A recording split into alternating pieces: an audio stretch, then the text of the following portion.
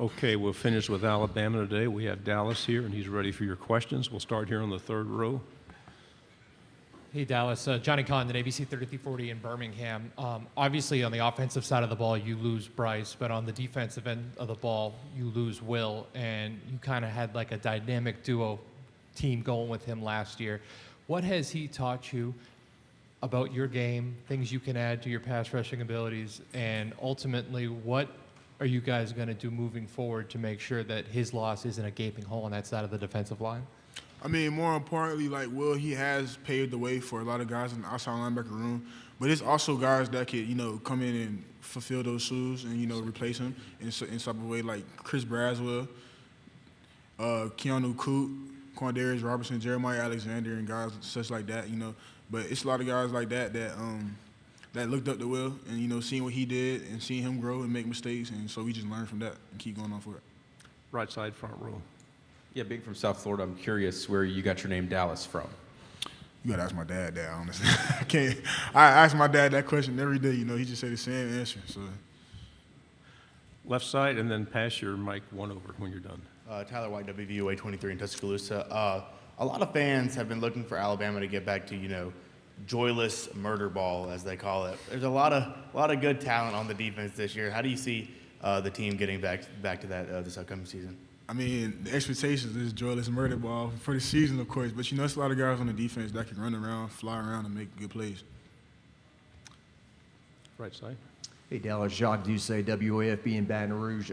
Will Campbell at LSU said that you were probably the best defensive lineman on Alabama last year, going up against him. And just that game, a lot of people say that's the kind of game they want to see in college football, as exciting as it was in the finish. Does that kind of resonate with you going into the offseason? I mean, we just fell up short when we played LSU. But, Will is a very good tackle. Coming as a freshman, he opened a lot of eyes. And, yeah, he did a lot of good things when he played against us. Left side, second row. Tyler Shaw with KBTX in College Station. What is it about the way you guys match up with Texas A&M that, the past couple of years have been really close? They got you in College Station. Last year was really close. And then just how much are you looking forward to playing them this year? I mean, it's always a battle when we play them, of course. But, Jimbo's doing a very good job over there, leading the guys in the right direction. It's a lot of talent over there and a lot of good things doing over there. So, yeah. Right side, second row. Dan Peck, ESPN 1067 in Auburn. Iron Bowl is back in Auburn this year. You were at the game in 2021 as a freshman. What do you remember about that one? And are you excited to go back to Jordan-Hare again this year? Honestly, I didn't know how important and how deep the rivalry was till I actually ran out the tunnel for the stadium. So once I ran out the tunnel and seen all those people and they really did not like us, it was it was kind of eye opening. But I'm looking forward to that game. It's going to be a good game every year, especially at Jordan-Hare. That atmosphere is crazy over there. It's very loud. And they call it the jungle, so this is definitely a jungle for sure. Left side, third row. Nick Brooks with WTVY in Dothan. What's the biggest difference you've noticed between Kevin Steele and Pete Golding, heading into this season? I mean, they're both very good defensive coordinators. I'll say that first and foremost. But Kevin Steele, he has more experience. I'll say that. With Alabama, he understands the standard and knows what he's supposed to be doing as a defense. Being under Coach Saban. Just being there for a long time. And also, he's been a defensive coordinator for a very long time, just been in the game for a very long time as well. Second row. Kennedy Wright with CBS 42.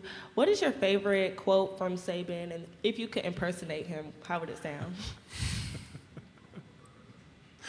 There's a lot of things that I can impersonate, but I can't say it on the mic in front of all these people. I apologize. I can't. Okay, in the front row. How important was Will to your development? Obviously he had a year on you, and maybe what did he teach you so that you can teach the new guys that are coming in under you? I mean, I feel like Will taught me a lot, and we taught each other a lot. I'll say that a lot. But, just seeing him grow and him seeing me grow, it's been very good. I took a lot of things from him. I feel like I wouldn't be who I am today without him. I'll say that. And, yeah, he's a very important person in my transition from high school to college football. I'll say that, yeah. Second row, and then pass it right behind you. Gotcha. Dallas, we'll kind of talk about that. Tony Reese, WTVM's Columbus, Georgia. Basically, the saying is Bama doesn't lose, they reload. So essentially losing both Will and Jordan to the draft this past year, you know, Kool-Aid are kind of the new guy, like the vets on the team now. And as far as the defense, we know what the defense brings each year. Just kind of how you guys hoping to really reload and really go out there this year. You know, we just hope to just lead by example every day. You know, we got new guys coming in too, so we just hope to show the new guys how it really is supposed to be at the University of Alabama and the type of football we play and the type of attitude we have day in and day out. There's a tremendous amount of hype for Caleb Downs coming in, obviously one of the highest ranked players coming into Alabama. A lot of Mika Fitzpatrick comparisons. From what you saw in spring ball, what can fans expect from him, and do you expect him to be an immediate impact player for your defense? Oh, yeah, Caleb has all the possibilities to be an immediate impact player, you know, physically gifted, very smart, very cerebral on the field. And, you know, he's a guy that you can also depend on as well. You know, he's a young guy, but he also knows what he's doing, you know, communicates very well, you know, is very confident, too, in his game. You know, if you look at him physically on the field, you can tell that he's ready to play. So, Back row on the right. Jason Williams, WTVA 9 News. Obviously, like, coaches move around a lot, and Pete Golden has moved to Ole Miss out in Oxford. Is it going to be weird for you seeing your old coach on a different sideline this year? Oh, of course, yeah. You know, Pete Golden was my first defensive coordinator when I came to Alabama. So, you know, it is going to be a little weird seeing him at Ole Miss, but, you know, he had to do what he had to do for him and his family. So, you know, I hope for the best for him. Final three questions in the back row, then pass it to the left, and then we're coming up front. Dallas, Jamal Kennedy, WSFA 12 Sports in Montgomery, Alabama. There's an expectation at Alabama that you guys will play for championships. I'm just curious, after missing that last year, what kind of either taste that left in your mouth, or what kind of memory did that leave in your head that that you carried with you in the offseason? I mean, I would say that we have a new season coming up with a lot of new opportunities and a lot of new doors that we could open, and we just plan on going 1-0, and you know, just laying that foundation now in the summer and during the off season should be important into going into the season in the fall camp and stuff like that. So I feel like it should all be good. On the aisle. Yeah, hey Dallas. We didn't see you in the spring because of injury. Just how are you feeling physically, and how ready are you to get back on the field? I feel great. You know, that time off really helped get my body together. You know, physically after playing a very hard, long season.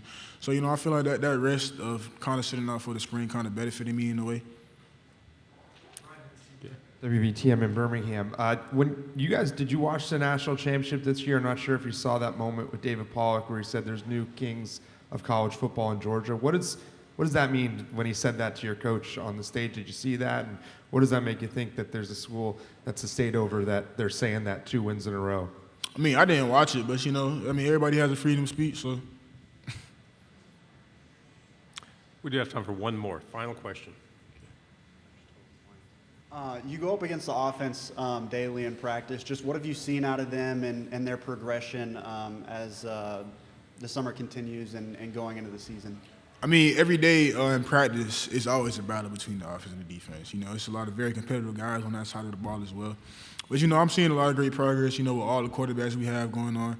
And, you know, it's just a lot of good things being seen on that side of the ball and just seeing them grow and come together. And, you know, just having that same chemistry on the offensive line. And, you know, yeah. Okay. Dallas, thank you very much. Appreciate it.